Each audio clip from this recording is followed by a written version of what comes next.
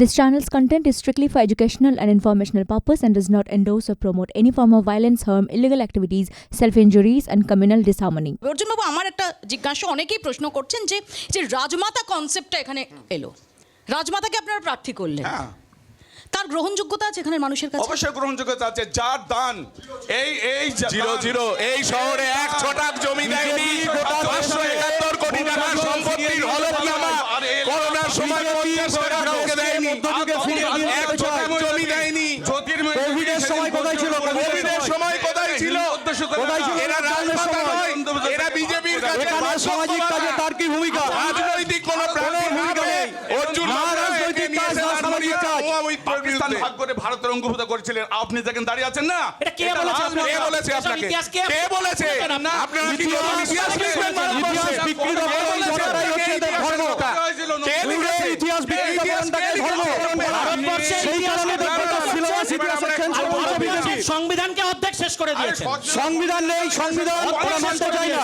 জানেন গোটা সংবিধানকে আমরা বিজেপি আমরা খুব আজকে কাশ্মীরকে তুলে দিচ্ছে ভারতবর্ষকে। আমরা ছোট্ট একটা প্রশ্ন 370 টাকার বিলাপের জন্য কাশ্মীরে কারা জমি কিনছে? 1965 সালে আমি এটা বলতে চাই, কখনো নয় সাভারকার মুচলেখা দিল কেন? ভারতবর্ষের সাধারণ মানুষ সাভারকার আন্দামান সেলুলার জেল থেকে বার হওয়ার জন্য ব্রিটিশের কাছে মুচলেখা দিয়েছিল কেন? এত বড় দেশপ্রেমিক বিজেপি কেন? উত্তর দেখ। আমি একটা প্রশ্ন করতে চাই। আরএসএস বিজেপির কাছে প্রশ্ন, স্বাধীনতা সংগ্রামে একজন আরএসএস নেতার নাম বলুন, একজন হচ্ছে জেল কেটেছে বলুন, একজন মুজফর আহমেদ, একজন তৃণমূল। আমি একটা ছোট প্রশ্ন ভগৎ সিং নিজে বলেছে ইনকিলাব জিন্দাবাদ, তো ভগৎ সিং নিজে বলেছে কখনো পুড়িয়ে মারেনি, কখনো পুড়িয়ে মারেনি। রিপোর্ট কোথায়? রিপোর্ট কোথায়? রিপোর্ট কোথায়? রিপোর্ট কোথায়? নন্দীগ্রামের রিপোর্ট কোথায়? বলেছিলেন নন্দীগ্রাম কোথায়? নন্দীগ্রামের রিপোর্ট বলেছিলেন কোথায়? সিবিআই রিপোর্ট কখনো নয়। মানুষ চাইছে 34 বছরের বাম আমল আবার ফিরে আসবে। মানুষ চাইছে 34 বছরের বাম আমল আবার পশ্চিমবঙ্গে ফিরে আসবে। সুপ্রতীক বাবু, মাথা দিবে না, ফিরবে না। থামতে বললে চাই না। থামতে বললে থামতে হবে, থামতে বললে থামতে হবে, থামতে বললে থামতে হবে, থামতে বললে থামতে হবে, থামতে বললে থামতে হবে। আমার কিংশুকের কাছে প্রশ্ন যে আমরা দেখেছি শুধুমাত্র এই বিতর্ক নয়, মহুয়া মৈত্রকে নিয়ে সোশ্যাল মিডিয়ায় নানা রকম বিতর্ক। ঠিকই, ডেফিনেটলি তার ব্যক্তিগত বিষয়, একজন রাজনীতিক ব্যক্তিত্ব, তার ব্যক্তিগত বিষয় থাকতেও পারে, বাট আনফর্চুনেটলি সেই সময় সমস্ত বিষয়গুলো ভীষণ রকমভাবে সোশ্যাল মিডিয়ায় চলে এসেছে এবং সেগুলো নিয়ে ভীষণ রকম ট্রোলিং হয়েছে। বিরোধী পক্ষরা তারা সেটাকে হাতিয়ার করেছে। আর আরেক দিকে একদম সনাতনী রাজমাতার ইমেজ। মহুয়া মৈত্রর বিরুদ্ধে তার কিছু ব্যক্তিগত ছবি ভাইরাল হয়েছিল, সমাজ মাধ্যমে প্রত্যেকেই দেখেছেন। তো সেগুলো কারা করেছিল এবং কে করেছিল আমাদের এই কনস্টিটিউয়েন্সির মানুষ জানে। আজকে বলুন তো, একজন সাংসদের, আমি আপনার কাছেও এই প্রশ্নটা ফিরিয়ে দিতে চাই, সাংসদের পারফরমেন্স বিচার হয় তার ব্যক্তিগত জীবনে সে কার সাথে থাকবে, কি খাবে, কি না খাবে তার উপর, না তার এলাকার সংসদীয় এলাকার প্রশ্নটা, আমার প্রশ্নটা বুঝতে হবে। আমি প্রথমেই বলেছি যে একজন সাংসদের ব্যক্তিগত জীবন থাকতেই পারে, অবশ্যই সেটা কারো ব্যক্তিগত বিষয় নয়, কিন্তু ফর রং রিজনস যখন এই বিষয়গুলো চলে এসেছে সোশ্যাল মিডিয়ায়, তার প্রভাব এবং তার ঠিক উল্টো দিকে বিজেপি যেটাকে প্রজেক্ট করছে যে রাজমাতার সনাতনী একটা ইমেজ। আমি বলি রাজমাতা, আমি সেটাও তো আমি এটা রাজমাতা কেন? এক সেকেন্ড, রাজমাতা কেন? না বলতে দিই, আমি একটু বলতে দিতে হবে।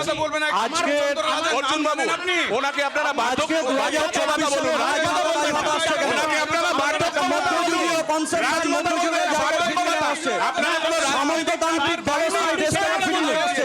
রাজমাতা, রাজা, রাজতন্ত্র এগুলো কি রাজমাতা রাজনৈতিক প্রার্থী পান এই লোকসভায় কেন? এই শহরে যাদের মতন শিক্ষানা পয়সা কন্ট্রিবিউশন নেই, একটা বিদেশি একটা যা বিদেশি কে বিদেশি? আরে ভারত বিরোধী, কে বিদেশি? ভারত বিরোধী লোক কে বিদেশি? আমরা বিদেশি কে? আমরা যাকে ভারত বিরোধী কেন হবে? এক সেকেন্ড, কেন ভারত বিরোধী হবে? থেকে বহিষ্কৃত কে ভারত বিরোধী? ভারত থেকে বহিষ্কৃত হয়নি। মহুয়া মৈত্র আদানিকে সবগুলো টেন্ডার দিচ্ছে, তাকে ন্যাশনাল সিকিউরিটিকে বহিষ্কার করা হয়েছে, দাঁড় করিয়ে ভারতবর্ষের এয়ারপোর্টগুলো তাকে দিয়ে দিচ্ছেন। তার কোনো ক্রেডেনশিয়াল না থাকা সত্ত্বেও ভারত ন্যাশনাল সিকিউরিটি রাষ্ট্রবিরোধী বলতে হবে আপনাকে। রাষ্ট্রপ্রেমের ধ্বজা আপনারা নিয়ে বসে নেই। আরে মজা, আপনারা ধ্বজা নিয়ে বসে নেই। আপনারা শুধু ধ্বজা নিয়ে বসে নেই। খেলা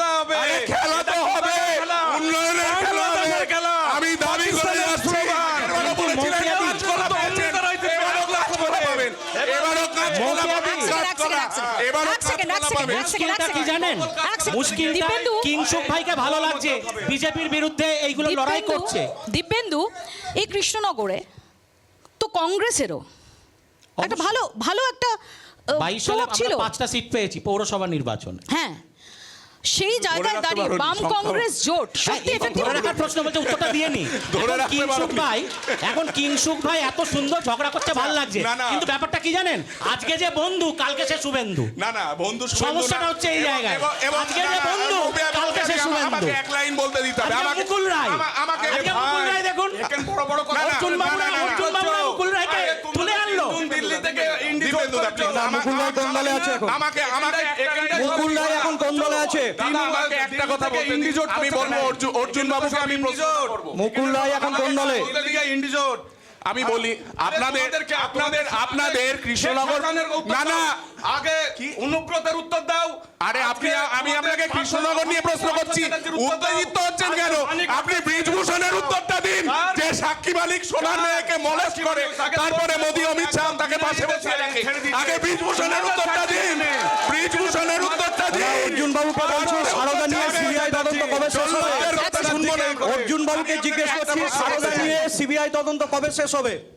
আর কতদিন অক্সিজেন দিয়ে তৃণমূলকে এখানে রাখবেন? তৃণমূল আর বিজেপি পরিষ্কার হয়ে যাচ্ছে। কবে সিবিআই তদন্ত, এই মেগা সিরিয়াল কবে শেষ হবে? বাংলার আওয়াজ, বাঙালির আবেগ, জি 24 ঘন্টা।